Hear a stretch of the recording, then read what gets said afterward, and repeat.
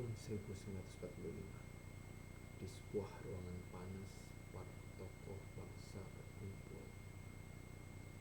Tidak ada AC, hanya ada kipas angin dan asap rokok yang memenuhi udara. Suara debat terdengar keras. Mereka bukan hanya bicara tentang kemerdekaan, tapi tentang satu pertanyaan besar, yaitu Indonesia akan berdiri di atas nilai apa? Pertanyaan itu bukanlah hal yang kecil. Jawaban tersebut akan menentukan kemana arah bangsa yang baru ini akan lahir. Dan jawaban itu adalah Pancasila. Tapi proses menuju Pancasila tidak semudah membalikkan telapak tangan. Ada perdebatan, kompromi, dan pengorbanan. Mari kita mundur pada tanggal 1 Juni 1945. Pada sidang PPU PKI, Insinyur Soekarno berdiri dan menyampaikan gagasan tentang dasar negara. Dia mengusulkan 5 prinsip, yaitu kebangsaan, internasionalisme, mufakat, kesejahteraan, dan ketuhanan. 5 prinsip inilah kemudian dikenal sebagai Pancasila. Namun, perjalanan belum selesai.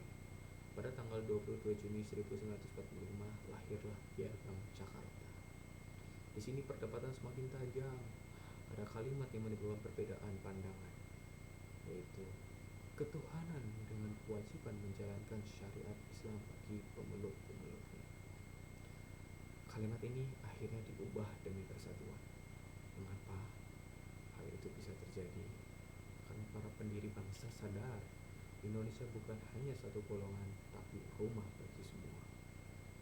Pada akhirnya, pada tanggal 18 Agustus 1945, sehari setelah proklamasi, PPKI mengesahkan Pancasila dalam Undang-Undang Dasar 1945.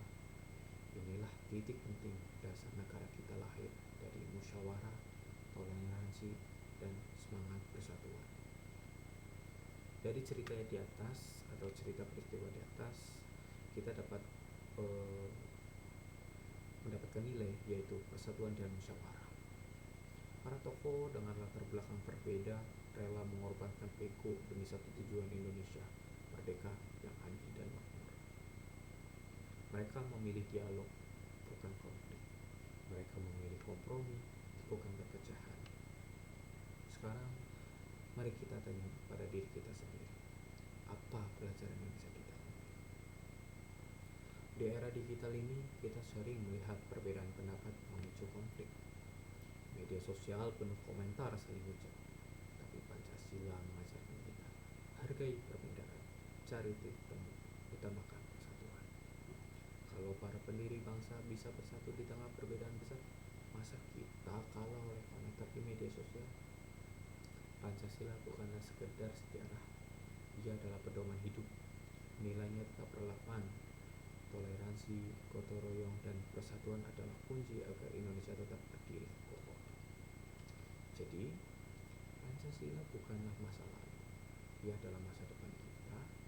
Mari kita buktikan bahwa generasi muda bisa jadi penjaga persatuan Indonesia. Karena tanpa persatuan, kita bukan apa-apa. Dengan persatuan, kita bisa jadi segalanya. Saya, Adeda Seta Prasetyo, dengan nomor induk mahasiswa 049030